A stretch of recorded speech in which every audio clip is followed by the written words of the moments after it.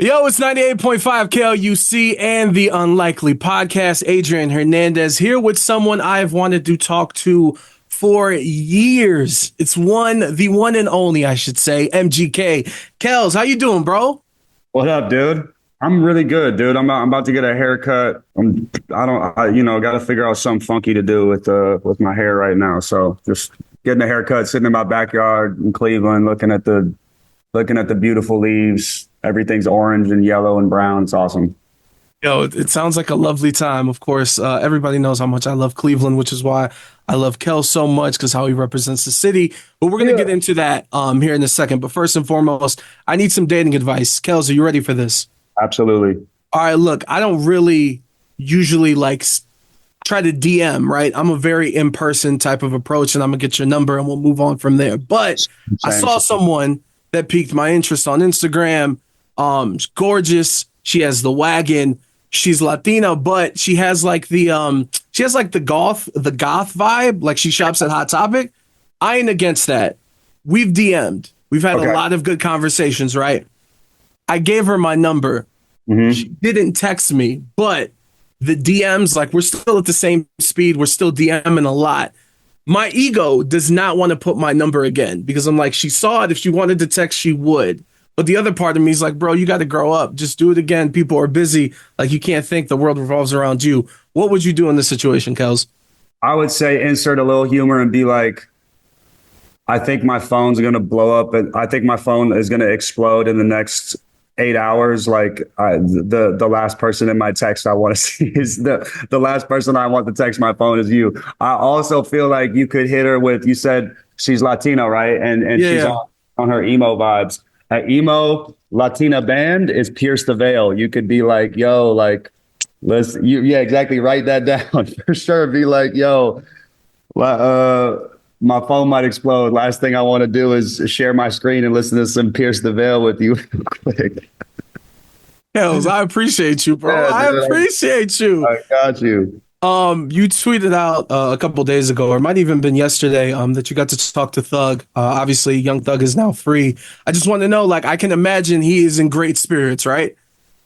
Man, he called me. I haven't seen a glow on him like that really ever. Like he was shining, man. It just seems like he's ready to, take over the world in a way that maybe, before we have these wake up calls that we might not realize our potential, so it felt like, I mean, I also too, bro, it was beautiful. We called my daughter cause that's his niece. We've spent Christmas together. Like we called her, said hi, she was going to bed. That was a good surprise for her. And then we just caught up on life for like an hour for real, No, that's incredible. That's a beautiful thing. And another thing that's a beautiful thing is the success that you've had with Lonely Road. This record is blowing up. It is everywhere. But I don't think a lot of people that aren't on the inside don't necessarily know the relationship and kind of the evolution between you and Jelly Roll. Can you speak on that a little bit? Because you guys weren't best friends at first, right? Definitely weren't best friends. More like frenemies without the friend part. But that was something where it was. I think we were both just young and stupid and jealous, and the realization of, man, we're a lot more powerful together. And then actually just seeing it come to fruition, like, damn, when we linked up, dude, like so much opened up for both of us. And I think people really like seeing, artists actually be friends. And dude, he's like the funnest dude, the funniest dude. His accent mixed with his like spirit is the most hilarious thing ever. And, he got a lot of advice for a person like me who kind of, has trouble just, navigating life. And he has a lot of those answers already. So I really gained with becoming friends with him. And, winning the awards, this isn't something that you're new to and having the success. But I appreciate that, like you tweeted out, yo, we might need to go old school and call radio stations and tell them to play Lonely Road and let's run it up. Does it get old seeing this? No, bro. Are you kidding? Did you see my face when I won that People's Choice Award? You would have thought I just got a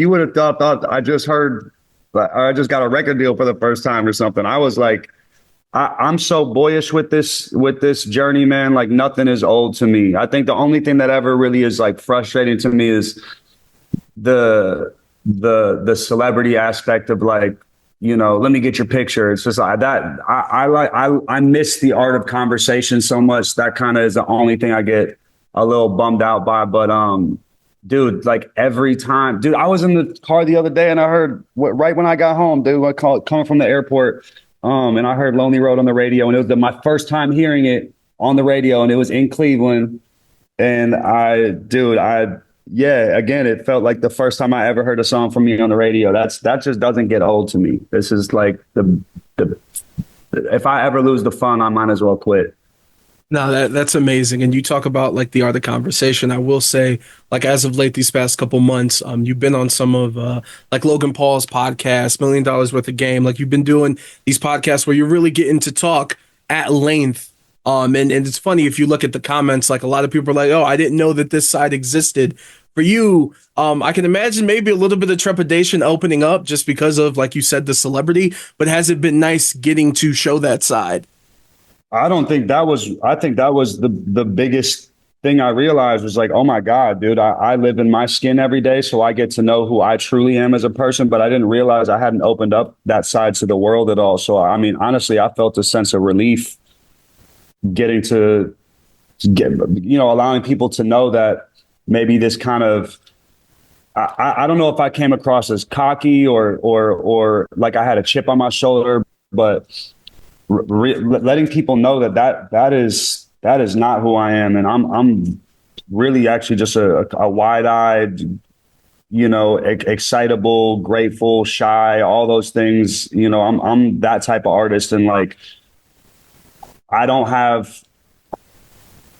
I miss the family aspect of my life growing up. So really, like the fans and all these people that are on this journey with me, those are my family, and for them to be able to see the human side of me I didn't realize that was missing so much until I started doing these long form podcasts and even interviews like this where people can hear, the genuine side of who I am. Because I think as a rapper, our job is to kind of be, there's got to be bravado in it for sure, to a certain extent. Exactly. No, that's a beautiful thing. And, following your journey, what I'm excited about when I hear that you get to do the halftime show, I'm pretty sure you're about to head out to Germany to get ready for it, coming up on the 10th for the Giants and Panthers game that'll be on NFL Network. It makes me happy because I have seen you in Tampa and Orlando, Florida, in a venue with less than 1,000 people. I've now seen you in arenas, sold out NBA arenas with thousands of people. I know that you've done stadiums and you're about to do another one with this halftime performance. You are one of the best performers in music, any genre, period. Is it exciting to know that you get to do this in the stadium and kind of have all these tools accessible for the performance? Like, is there going to be any surprises or anything we should be looking out for?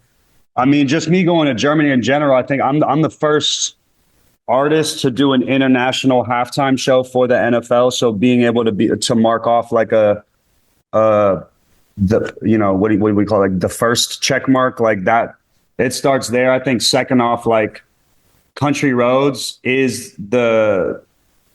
think it's their football, not our football, but the soccer football. That's their theme song over there. So, I mean, honestly, surprises. Would I love to be able to fly Jelly over there? For sure. Is it too expensive to buy him the 3 seats that he needs to get on that airplane? I'm just kidding. I mean, honestly, the surprise would just, I'm going to wear a smile on my face and just sit there in a soup of gratefulness and be like, I can't even believe I get to be performing in a stadium internationally like that. I've done stadiums here, but I've never done it. I've never done it overseas. The closest I got was when I was opening for Lincoln Park, back when Chester was still alive. But this just, getting 6 minutes to go up there and just kind of show them what America's musicianship is like. Yeah, I mean, that's dope. Yeah. Sorry if I didn't word that the best way, but No, you're good. I'm a little nervous even just thinking about it. No, it's crazy. Well, look, I want to close out with this because I'm a huge wrestling dude. And like I said, I'm from Cleveland.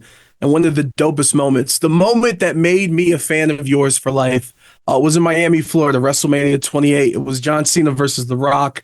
You came out, you performed Invincible, and brought out John Cena. And for people that didn't realize, when you came out, you had a tank top that said Cleveland.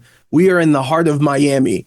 This was less than a year after LeBron left Cleveland and went to Miami. And I thought it was so cool that you wore that tank, that it said Cleveland. You give the speech after Invincible telling Cena and talking about underdogs, which represents Cleveland, in my opinion. Did you tell Cena that was your plan? And like, what was your mentality when they reached out to say, hey, we want you to do this? Well, I definitely, kind of did that on purpose just to put us on a platform of like, nah, we're still here standing tall and speaking to the world. But I think, the funniest thing that I did was not know that Miami was The Rock's hometown. And so when I went out there and was like dogging The Rock and everyone started booing, I was like, what did I do? And so I never heard 80,000 boos come in at one time, but that was my first experience, which kind of broke me into where I was like, all right, I got to have thick skin. Oh, that's a beautiful thing. Before we get out of here, the show, the name of the podcast is Unlikely. I tell people because it's unlikely for me to be in the position to talk to people. And I just want people to know.